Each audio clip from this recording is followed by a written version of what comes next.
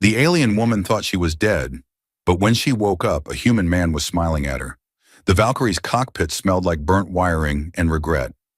Leora had approximately 40 seconds to contemplate this before the next volley turned her fighter into an expensive meteor, which seemed unfair given she'd just gotten the damn thing's climate control working again. Outside the cracked canopy, the Corvin Nebula churned like a psychedelic nightmare, all radiation pockets and ionized gas that made her sensors scream in electronic agony. Zephyr 4 to any coalition vessel, my position is extremely temporary and getting more theoretical by the second, she said into the comm, which responded with static that sounded almost judgmental. Her squadron had scattered somewhere between the second ambush and the third, which was either tactical brilliance or collective panic. Given that command had sent them into an obvious trap with outdated intel and ships held together by optimism, she leaned toward panic. The targeting computer flickered and died. Leora slapped it with her palm, a time-honored repair technique that worked exactly as well as it ever did, which was not at all. Something exploded behind her, deep in the engine housing, and the fighter lurched sideways like a drunk trying to remember which way was up. She fought the stick, coaxing the Valkyrie into something resembling controlled flight, though controlled was doing heavy lifting there. The artificial horizon spun cheerfully, lying about her orientation with the confidence of a politician. Another impact, this one close enough to paint her starboard side with shrapnel. The cockpit lights went red, then amber, then settled on a festive crimson that suggested things were about to get significantly worse. Her left engine was gone. The display helpfully showed its vital signs flatlining, like a patient who'd given up on medical science. The right engine was trying its best, which was admirable but ultimately futile, like bringing a knife to a nuclear weapons convention. Lyra pulled up the emergency protocol, squinting at the display through smoke that tasted like melted plastic and broken dreams. Eject. The word sat there, glowing and insistent. She'd trained for this, run through the simulations until they were muscle memory. Pop the canopy, punch out, hope the escape pod had better luck than the fighter that spawned it. Simple, straightforward, terrifying. If I survive this, I'm filing a complaint about the catering, she muttered, reaching for the ejection lever. The Valkyrie chose that moment to disintegrate around her, less mechanical failure than philosophical rejection of its continued existence. The canopy shredded, the harness released. She tumbled into vacuum with the confused grace of someone who'd expected a slightly different transition to probable death. The cold hit first, absolute and immediate, like jumping into a frozen ocean, except the ocean was infinite and hated you personally. Her flight suit's emergency seal engaged, buying her maybe 2 minutes of consciousness before biology remembered that humans, or people who looked mostly human except for the ears, required things like pressure and warmth and not being in space. The escape pod deployed somewhere to her left, its automatic beacon shrieking across every emergency channel, announcing her distress with the enthusiasm of a child who discovered a megaphone. She kicked toward it, or what she hoped was toward it, because direction was a pleasant fiction when you were tumbling through a debris field. The pod grew closer, or she grew closer to it, or they grew closer to each other in a romantic dance that would end either in salvation or ironic death. Her vision tunneled, her lungs burned. The suit's air supply coughed out something that might have been oxygen, or might have been whatever fumes were left in the tank. And honestly, at this point, she'd take either. Her hand hit the pod's exterior, fingers scrabbling for purchase on metal that felt like ice. The access panel. Where was the access panel? Her brain helpfully reminded her that she was oxygen deprived and possibly dying, which was not the helpful input she'd requested. There. She slapped the emergency release, and the pod opened like a flower. Or a mouth, or something else that opened and might consume her. Leora fell inside, the pod sealed with a hiss that sounded like disappointment. Pressure returned, air flooded the tiny space, and she sucked in a breath that tasted like recycled desperation.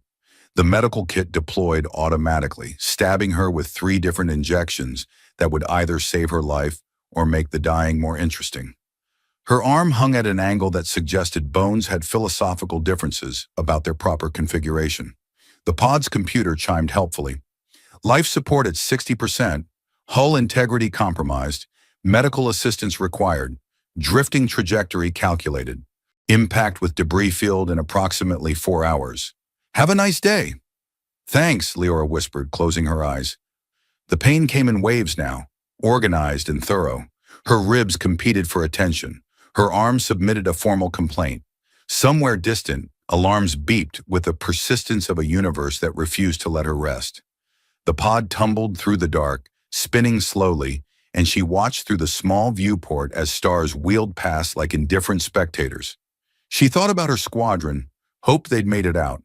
Thought about the battle, already fading into confused impressions of light and violence. Thought about the report she'd have to file if she survived, and how she'd phrase, "The entire mission was a catastrophic disaster," in language that wouldn't get her court-martialed. Her eyelids grew heavy. The injections were doing something, or the blood loss was, or maybe dying was just naturally exhausting. The darkness came softly, almost gentle, and Leora let it take her without protest. Samuel's day had been going reasonably well until his coffee maker achieved sentience and decided to retire. The machine sat on the galley counter of the Meridian, its display blinking a message that roughly translated to, "I have computed the futility of existence and chosen peace." He'd had the unit for 6 years, and apparently that was long enough for even appliances to develop existential crises in deep space. "You're a coffee maker," he told it, unplugging the unit with the resignation of someone who'd had this conversation before with different equipment. "Your purpose is literally the simplest thing in the universe. Heat water, add grounds, dispense liquid motivation." The machine remained philosophically opposed to function. Samuel added it to the growing pile of equipment in the cargo bay that had given up on life, next to the air scrubber that had developed opinions about which air deserved scrubbing, and the waste recycler that had become, ironically, too disgusted with its job to continue.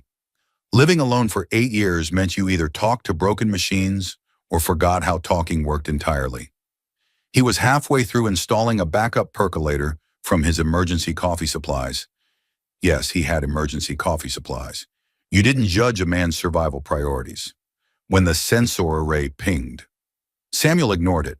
The array pinged about 60 times a day, usually announcing debris that posed no threat, occasionally highlighting salvage that turned out to be worthless, and once memorably identifying what it claimed was an alien derelict but was actually a very lost pleasure yacht from the Centauri colonies. The pinging intensified, taking on an urgent quality that suggested the array had thoughts about being ignored. Samuel sighed and shuffled to the cockpit, cradling his manual pour-over coffee like a talisman against the universe's constant attempts to complicate his day.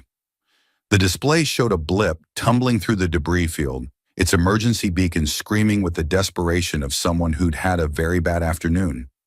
Escape pod. Coalition military, judging by the beacon signature. Samuel pulled up the trajectory data and winced. The pod was drifting toward a particularly dense section of the debris field, the kind that would turn anything smaller than a frigate into scrap metal and regrets. He had maybe 40 minutes before physics delivered its inevitable conclusion. "Why?" he asked the empty cockpit. "Do I have to be the only salvager in this entire sector with functional ethics?" The cockpit declined to answer. Samuel set his coffee down with the care of someone who'd learned that space travel in full cups existed in natural opposition and began plotting an intercept course. The Meridian groaned into motion, her engines protesting with sounds that suggested they'd been having their own conversations about futility. She was a Hermes-class transport, designed for cargo hauling and modified for long-term solo operation, which meant she had all the speed and grace of a refrigerator attempting ballet.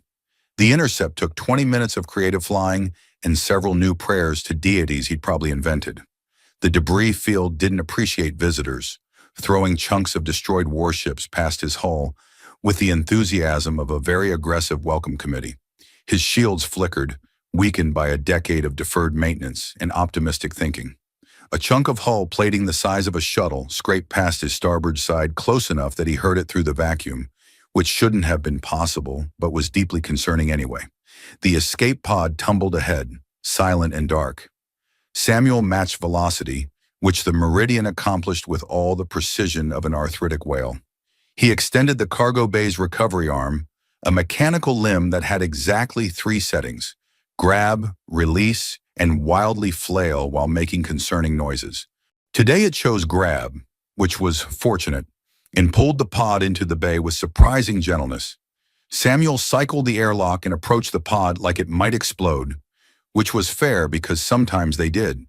The medical readout on its exterior was a festival of red warnings: critical life signs, severe trauma, oxygen levels that suggested the occupant had been breathing optimism and spite for the last several hours. He popped the emergency release and the hatch cracked open with a hiss of escaping air that smelled like blood and burned plastic. Inside, curled in the tiny space like a broken doll, was a woman. She wore a coalition flight suit torn in several places, revealing skin that was an unsettling shade of yellow-gray that probably wasn't her normal color. Her left arm bent at an angle that made his stomach clench, but it was her ears that made him pause. Long and swept back, distinctly non-human, though everything else about her could have passed for human if you squinted and didn't ask questions. "Okay," Samuel said to the unconscious woman. "Let's get you not dead." He lifted her carefully, noting the way her ribs moved wrong under his hands, and carried her to the medical bay. The Meridian's autodock was older than some political scandals, but still functional, mostly because Samuel had threatened it with replacement parts whenever it considered retirement. He laid her on the examination table and let the machine do its diagnostic scan, which took long enough that he finished his coffee and contemplated the philosophical implications of finding dying people in space. The autodock beeped with results that could charitably be described as bad but not immediately fatal. 3 broken ribs, fractured ulna, severe dehydration, vacuum exposure, minor radiation poisoning. The machine helpfully suggested immediate hospitalization at a proper medical facility, which was excellent advice that Samuel couldn't follow because the nearest hospital was 4 days away and she'd be dead in 4 hours. "Right," he said, rolling up his sleeves. "We're doing this the old-fashioned way." He'd patched himself up enough times over the years to know the basics. Stop the bleeding, stabilize the brakes, keep the patient breathing, and hope their biology was similar enough to human that the principles transferred.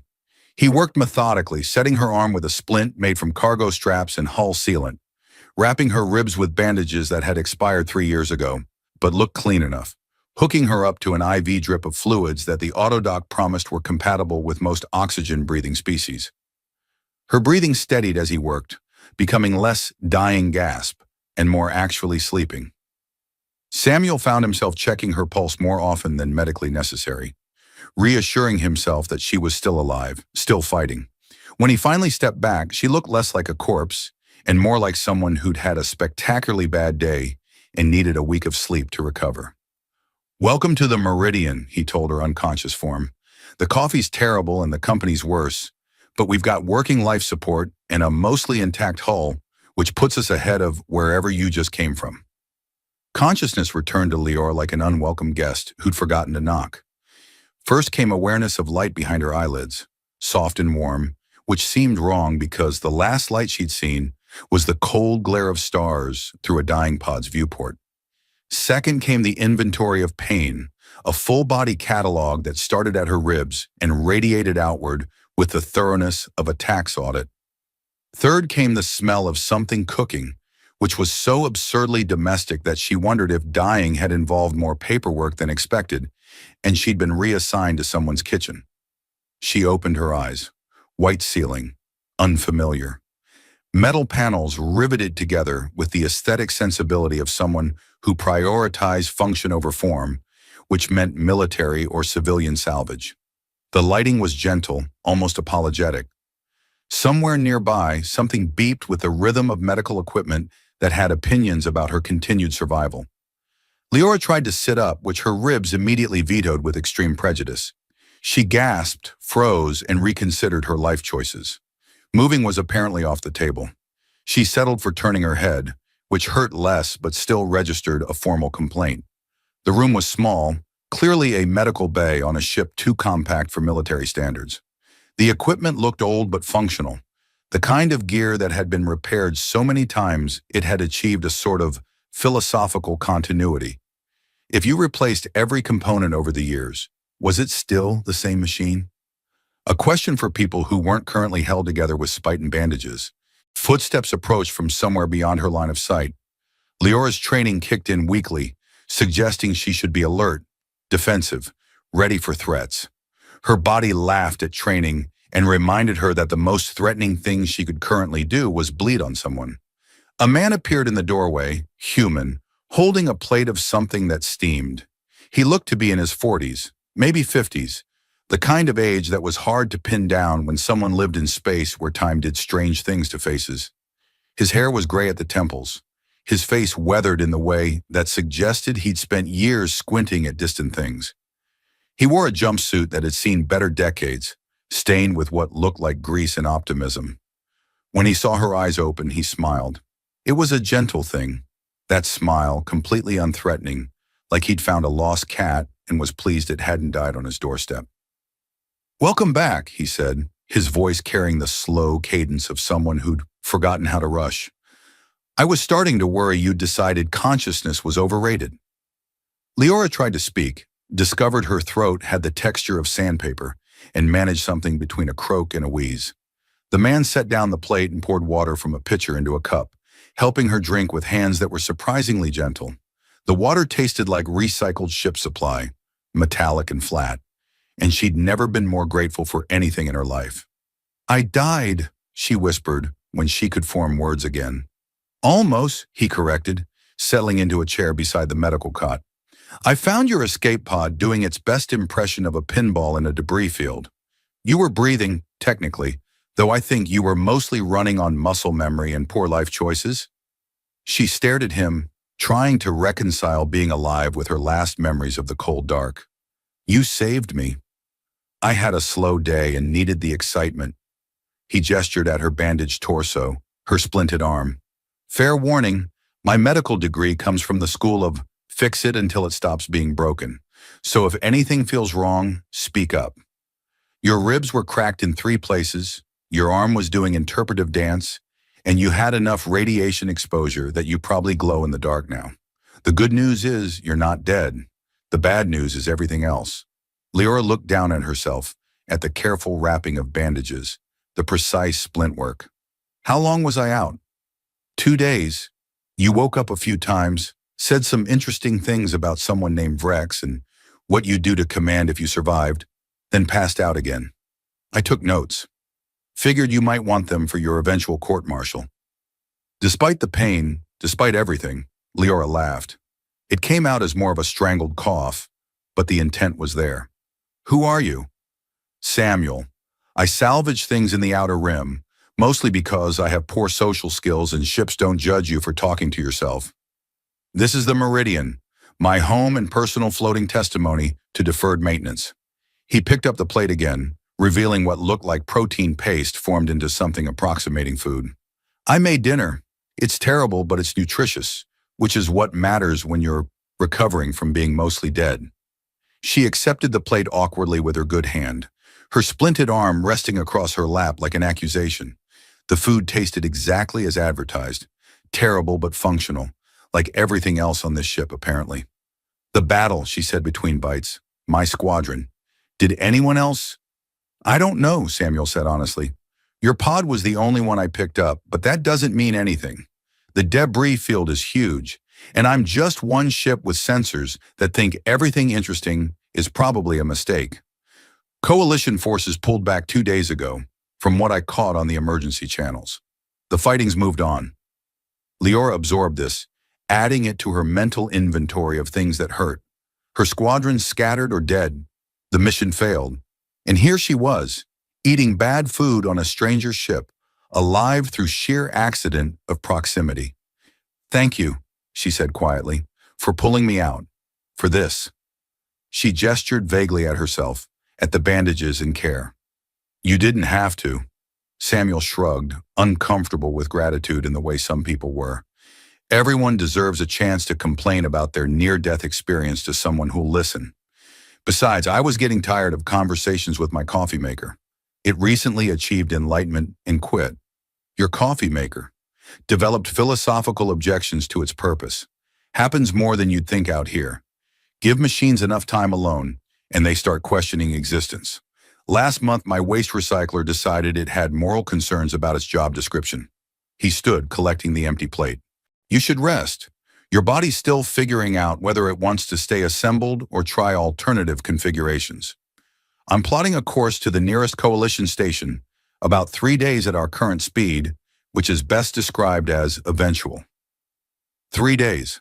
Leora lay back against the thin pillow, exhaustion pulling at her like gravity. 3 days on this strange ship with this strange man who'd pulled her from the dark and patched her together with salvage supplies and questionable medical knowledge. Samuel, she called as he reached the door. He turned, waiting. What do you usually salvage? He grinned. Lately, apparently people. By the third day, Leora had graduated from mostly immobile to can shuffle to the bathroom without whimpering, which felt like a significant achievement. Samuel had rigged a support rail along the corridor between the medical bay and the tiny head, which she suspected he'd installed specifically for her benefit, though he claimed it had always been there for structural reasons. The ship gets lonely, he'd said with absolute sincerity. Sometimes it needs something to hold on to. She found him in the galley, wrestling with what appeared to be a coffee percolator made from spare parts and vindictiveness. The device gurgled ominously, producing a liquid that was technically coffee in the same way that a ship's hull was technically a wall, functionally accurate, but missing several qualities that made the definition meaningful. Morning, Samuel said, not looking up from his creation. Fair warning, this batch tastes like regret and engine lubricant. I'm workshopping the recipe. Leora eased herself into the booth across from him, her ribs sending polite reminders that sitting was a privilege, not a right. How can you make coffee taste worse? I thought it had reached its evolutionary endpoint. You underestimate my commitment to failure. He poured her a cup anyway, the liquid emerging thick and resentful. Drink it or don't. But if you don't, please lie and say you did. The percolator's feelings are fragile. She sipped. It was awful. She took another sip because apparently her survival instinct had logged off. This isn't crime against beverages. I know. I'm sorry. The coffee maker that worked properly achieved enlightenment 3 days ago and left me for a higher plane of existence. Samuel slumped in his seat with the exhaustion of someone fighting a losing war against appliances. I'm starting to think I'm cursed. Last week, the shower declared independence, and now it only dispenses cold water on Tuesdays. What day is it? Tuesday. Leora laughed, then immediately regretted it as her ribs filed a complaint. She pressed her good hand against her side, breathing carefully. Samuel pushed a pill across the table, some kind of painkiller from his dwindling medical supplies. She took it without argument. Tell me about salvaging, she said after the pain receded to manageable levels. What's it like working alone out here? Samuel considered the question with the gravity of someone who didn't get asked about his life often. Peaceful mostly, sometimes boring. Occasionally terrifying when you open a cargo container and discover someone's illegal weapons cache, or, one memorable time, 17 tons of expired custard. He sipped his terrible coffee without flinching, which suggested either adaptation or severe neural damage. I worked commercial transport for 15 years before this. Big crews, tight schedules, constant noise. Then one day I realized I'd spent 6 months without having a single conversation that wasn't about cargo manifests or engine efficiency ratings. Figured if I was going to be lonely, I might as well be lonely on my own terms. Do you ever regret it? Every time something breaks and I remember that ships are supposed to have engineering teams, not one idiot with a wrench and trust issues. He smiled. But then I fix it or I don't. And either way, nobody's disappointed except me. There's freedom in that. Leora traced the rim of her cup, thinking about her own choices. The academy, the endless deployments, the chain of command that stretched above her like a ladder to nowhere. I enlisted when I was 19, she said quietly. Felt like the right thing. Service, honor, protecting the colonies. 10 years later, I'm still not sure what we're protecting them from, or if we're actually helping. The battle, Samuel prompted gently. The one that tried to kill you. What was it about? Officially? Securing the Corvin Nebula from separatist forces? Unofficially? I have no idea. Command sent 3 squadrons into a debris field with outdated intel and ships that should have been decommissioned years ago. We got ambushed by fighters that were faster, better armed, and extremely motivated to turn us into scrap. She stared at her coffee like it held answers. I don't even know who won, if anyone won. I just know I watched good people die for coordinates on a map in a nebula that nobody actually wants. Samuel was quiet for a moment. I picked up some chatter on the emergency channels while you were unconscious.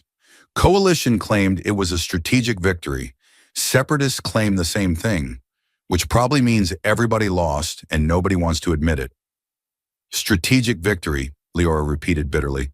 That's what they always call it when the body count gets embarrassing. She looked up at him, at his weathered face and kind eyes. Why did you really pull me out? You could have left me drifting. Would have been easier. Safer, probably. Probably, Samuel agreed. But I spent 15 years moving cargo without caring what was in the containers or where it was going. Just numbers on manifests, coordinates on star charts. I got pretty good at not seeing people as people, just as problems to solve or obstacles to root around. He refilled both their cups with the horrible coffee, a gesture that felt oddly ceremonial. Then I went solo and realized that not caring was the easy part. The hard part is remembering how to care when it matters. So when I saw your pod, I figured this was the universe giving me a test. Leave you and prove I'm exactly the person I was afraid of becoming, or pull you out and maybe be someone slightly better. That's a lot of philosophy for a Tuesday morning. It's the coffee. The worse it tastes, the more profound I become. By next week, I'll be writing poetry. Leora smiled despite herself. I'd like to read that. Ode to a Broken Waste Recycler. Already working on it. The metaphors are extremely unpleasant. Samuel stood, collecting their cups. You're moving better today. Want to see the cockpit? The view's not much, but it beats staring at medical bay walls. She followed him forward, moving slowly but steadily, her splinted arm cradled against her chest. The Meridian's cockpit was compact, designed for efficiency rather than comfort. 2 seats faced a viewport that showed the endless dark stars scattered like thrown dice. The debris field had thinned out as they traveled, replaced by the emptiness of deep space. Samuel dropped into the pilot's seat and gestured at the co-pilot position. Leora settled carefully, adjusting until her ribs stopped complaining quite so loudly. The navigation display showed their course, a gentle arc toward the nearest coalition station. 3 days, Rarm, she said, reading the estimate. Give or take. The Meridian doesn't believe in rushing. She prefers a more contemplative approach to travel. Leora watched the stars drift past, thinking about what waited at that station. Debriefs, medical examinations, questions about the battle, about survivors, about what went wrong. Her squadrons scattered or dead. Captain Vrex, who'd been complaining about the mission parameters right up until the first ambush. Lieutenant Torres, who'd promised to buy drinks if they survived. She glanced at Samuel, at this strange man who'd pulled her from the void and patched her together with salvaged supplies and terrible coffee, who talked to his appliances and lived alone among the stars, and still chose to care when the universe gave him an excuse not to. Thank you, she said again, meaning it more than the first time. You already thanked me. I know, but I mean it more now that I've tasted your coffee. That's true sacrifice, Samuel laughed, and the sound filled the small cockpit with something warm. The 4th day brought a crisis in the form of the Meridian's environmental system, deciding it had philosophical differences with the concept of consistent temperature. Samuel discovered this at 0300 ship time when he woke to find his breath visible in the air and the ship's computer cheerfully informing him that life support was experiencing an existential pause. We're not doing this, he told the console, wrapping a blanket around his shoulders. You don't get to have an identity crisis when I have a passenger with cracked ribs and recent vacuum exposure. The computer beeped non-committally. Samuel made his way to the environmental controls, his bare feet protesting against the cold deck plating. 20 minutes of diagnostics revealed that the temperature regulator had gotten into an argument with the oxygen scrubber about priorities, and both had decided to stop working until someone mediated their dispute. He was elbow deep in the access panel, trying to convince the regulator that freezing everyone aboard wasn't a valid negotiating tactic. when Leora appeared in the corridor. She'd wrapped herself in every blanket from the medical bay, looking like a refugee from a very comfortable disaster. "Is the ship dying?" she asked, her breath fogging. "Worse, it's having feelings." Samuel yanked a circuit board free, examined it with professional irritation, and slotted it back with more force than strictly necessary. "The environmental system is staging a protest. I'm trying to explain that collective bargaining doesn't apply to ship components, but it's not listening. Can I help? Can you threaten a temperature regulator with replacement? Because that's where I'm at in the negotiation process." Leora shuffled closer, peering into the access panel with the interest of someone who'd spent years around military equipment. "That's a Vance Industries Mark IV. We had those on the base at Titan Station. They're temperamental but responsive to percussive maintenance. You want me to hit my ship? I want you to encourage it firmly." She pointed at a specific housing with her good hand. "Right there. 2 sharp impacts, then power cycle the whole system. The shock resets the logic board." Samuel looked at her, then at the panel, then back at her. "If this works, I'm questioning every repair manual I've ever read. Military engineering is 50% science, 50% violence." She grinned. "Hit it." He did. Twice, sharp and precise. Then he crawled to the main console and cycled the power. For a long moment, nothing happened. Then the environmental system hummed back to life with the reluctant air of a teenager being woken for school.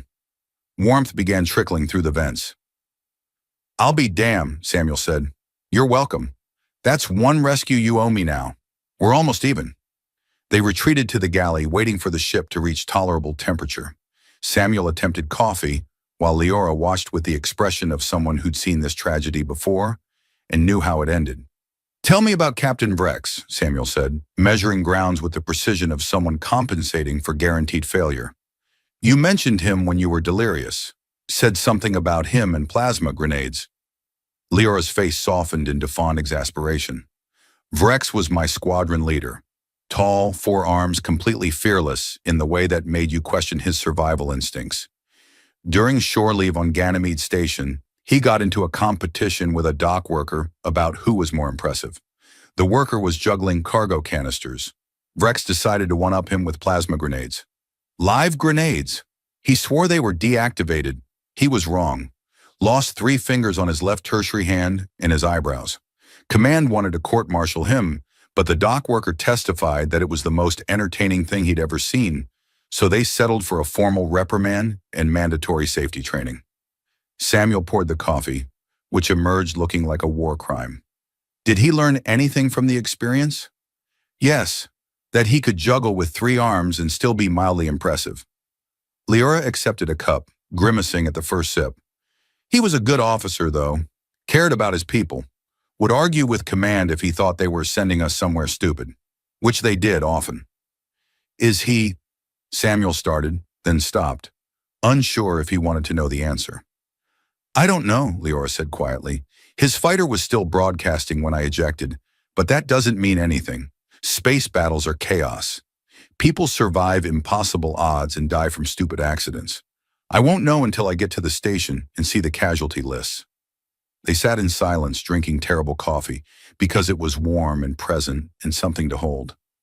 Outside the viewport, stars drifted past with the indifference of cosmic machinery that had been running since before anyone invented the idea of caring. I've been thinking, Leora said eventually, about what you said, about choosing to care. I spent 10 years following orders, trusting that someone higher up knew what they were doing, that the missions meant something. Then I wake up in your medical bay and realize a random salvager cared more about keeping me alive than command cared about sending me into that battle prepared. That's probably not fair, Samuel offered. Command has to think about the bigger picture. The bigger picture got my squadron killed for a nebula nobody wants.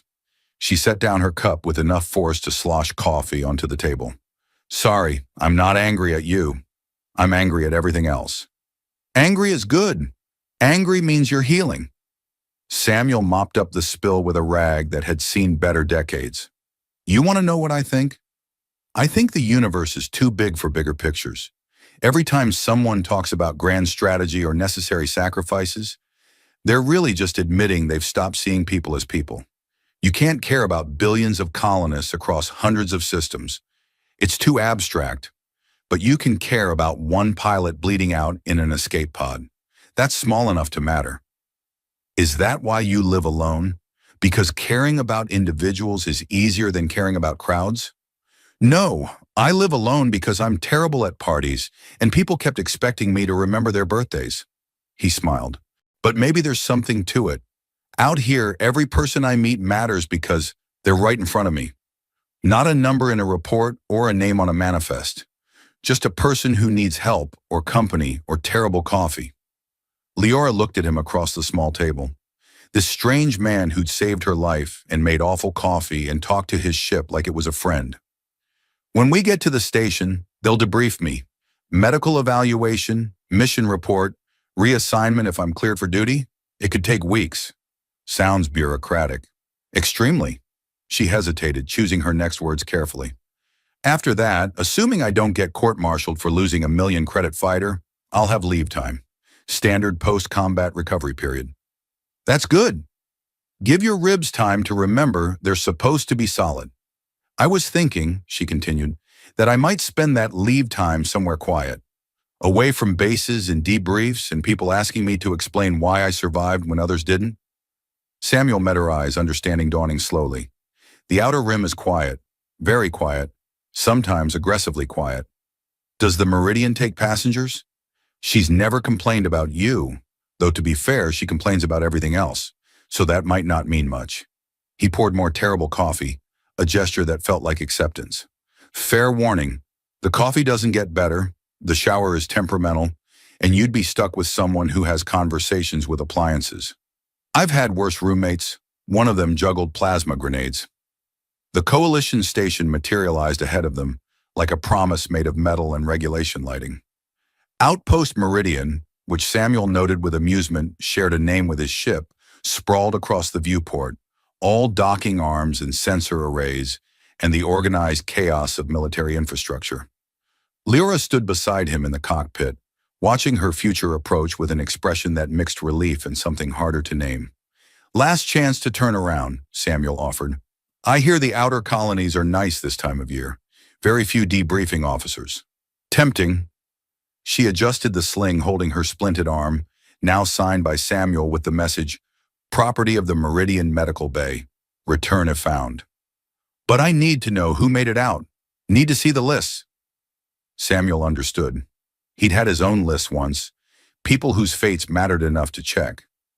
The station's traffic control crackled through the comm, directing them to Docking Bay 7 with the enthusiasm of someone reading a script for the 1,000th time. He guided the Meridian in gently, the old ship settling onto the dock clamps with a groan that suggested she'd rather be anywhere else. Home sweet bureaucracy, Leora muttered. They went through decontamination, a process that involved standing in a chamber while lights scanned them and a computer decided whether they were carrying anything interesting enough to worry about. Samuel watched Leora shift uncomfortably under the scrutiny, her military bearing returning like muscle memory. The woman who'd laughed at his coffee jokes was folding herself back into the officer she'd been before the battle tried to kill her. The debriefing officer met them at the checkpoint, a lieutenant with the exhausted eyes of someone who'd processed too many survivors and not enough good news. She looked at Leora's flight suit, at the bandages visible through the tears, and her expression softened slightly. Captain Leora, she said, checking her datapad. Zephyr 4. We listed you as missing presumed dead. Good to see the presumption was wrong. It was a near thing, Leora replied. This is Samuel. He pulled my escape pod from the debris field and provided medical assistance. The lieutenant nodded at Samuel with the polite disinterest of someone who'd met 100 civilian salvagers. We'll need your statement for the record. Standard protocol. Should take a few hours. She turned back to Leora. Medical is prepped for you. Full evaluation, then we'll need your mission report. Casualties, Leora said, the word coming out harder than she probably intended. From the core of an engagement. I need to see the lists. The lieutenant's expression shifted, becoming carefully neutral in the way that meant bad news was coming. I'll have them sent to medical while you're being evaluated. Captain Vrek specifically requested notification if you turned up. He'll want to know you're alive.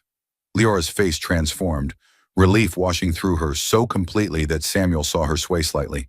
Vrex made it out? 3 fingers short and extremely angry about the mission parameters. But yes, he's been filing complaints with command for 3 days straight. Very thorough complaints. We're running out of digital storage space. The lieutenant gestured toward the medical bay corridor. He's actually in physical therapy right now, Bay 3. I'm sure they'd make an exception if you wanted to. Leora was already moving, her injuries forgotten in the rush of knowing her squadron leader had survived. Samuel followed at a respectful distance, watching her navigate the sterile corridors with the confidence of someone who'd spent years in identical facilities. They found Vrex in a rehabilitation room, his tall frame unmistakable even sitting down, 4 arms moving through exercises that looked both tedious and necessary. He looked up when Leora entered, and his face, which Samuel noted was indeed missing eyebrows, split into a grin that seemed too large for military regulations. "Well, damn," Vrex said, his voice resonating in a way that suggested multiple vocal cords. "They said you were space debris. I told them you were too stubborn to die properly. Lost my fighter, broke some ribs, nearly froze to death in an escape pod," Leora said, crossing the room, "but I'm still prettier than you." "That's a low bar. I'm missing eyebrows." Vrex stood carefully, favoring his right side, and pulled her into a gentle hug with his upper arms, while his lower arms gestured expressively. "Torres made it out. Chen, too. We lost 6 pilots total. Could have been worse. Should have been better.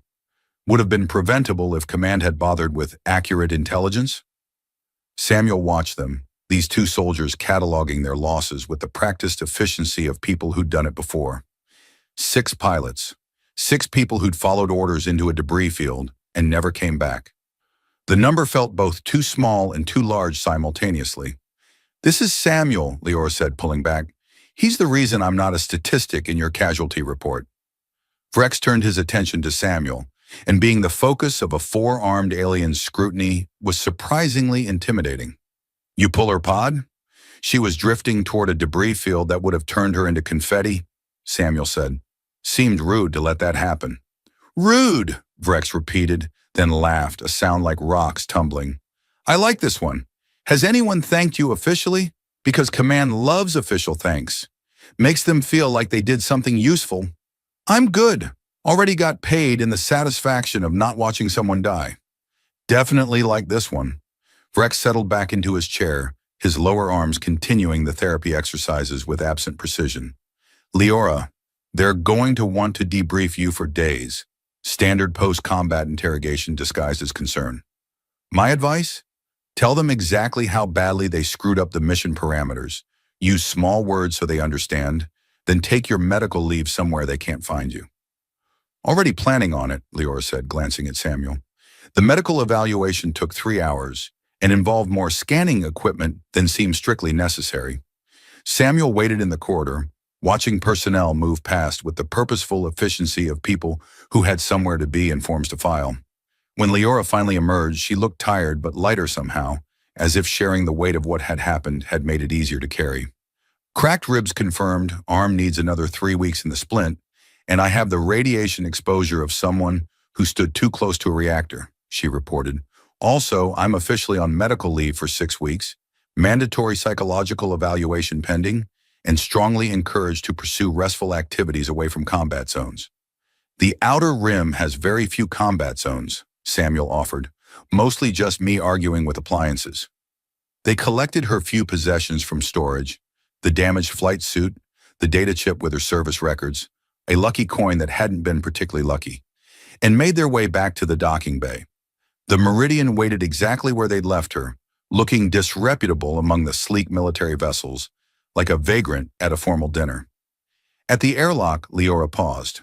Behind them, the station hummed with activity, all those lives intersecting and diverging in the organized chaos of military life.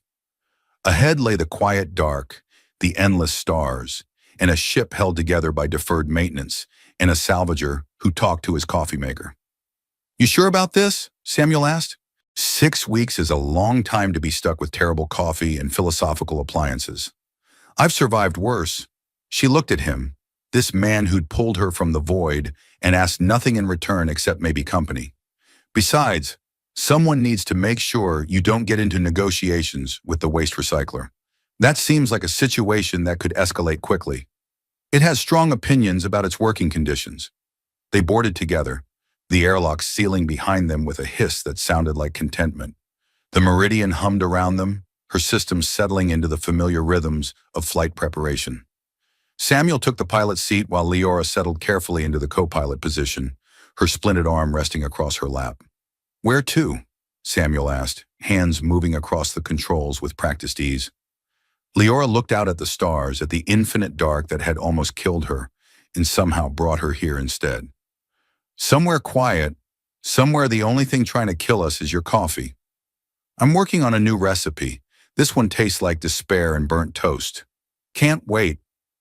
The Meridian pulled away from the station with her characteristic lack of grace, engines grumbling about the indignity of acceleration. The station's lights fell away behind them, shrinking to just another point in the vast dark.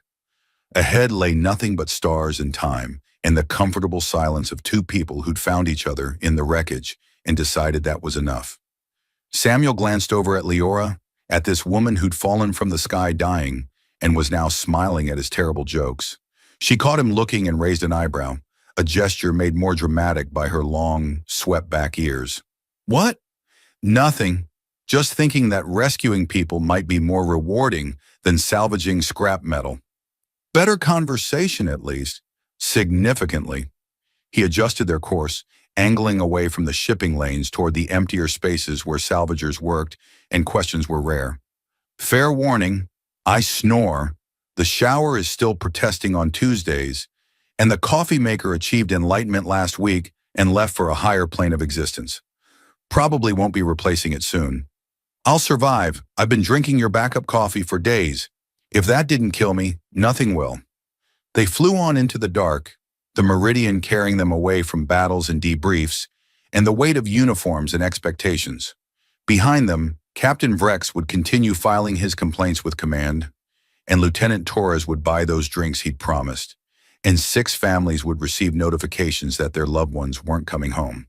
The war would continue without them, grinding on with the inexorable momentum of things too large to stop.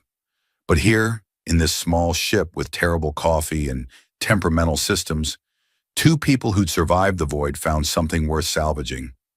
The quiet knowledge that sometimes rescue meant more than just pulling someone from wreckage. Sometimes it meant giving them a place to heal and space to breathe, and coffee so bad it became a running joke they'd probably still laugh about years later. The stars wheeled past, indifferent and eternal, and the Meridian, held together by spite and optimism, and Samuel's questionable repair work, carried them forward into whatever came next. The end.